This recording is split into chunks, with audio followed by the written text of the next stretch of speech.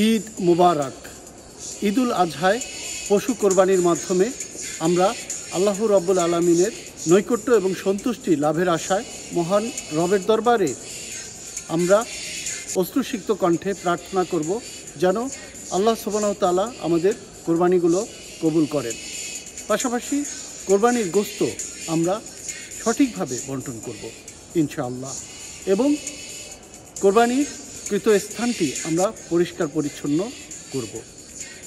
পাশাপাশি আমাদের বাড়ির আশেপাশে বা আমাদের যত স্বজনরা রয়েছে অসহায় এবং সুবিধা বঞ্চিত, তাদেরকে আমরা আমাদের সাধ্যমতো ঈদের উপহার প্রদান করব। এই হোক আমাদের এবারের ঈদুল আজহার প্রত্যয়। দেশ বিদেশের সবাইকে মিলান বাংলা প্রেস ক্লাব ইটালির প্রবাসী সাংবাদিক ভাই বোনদের পক্ষ থেকে জানাচ্ছি ঈদের শুভেচ্ছা। ঈদ মুবারক।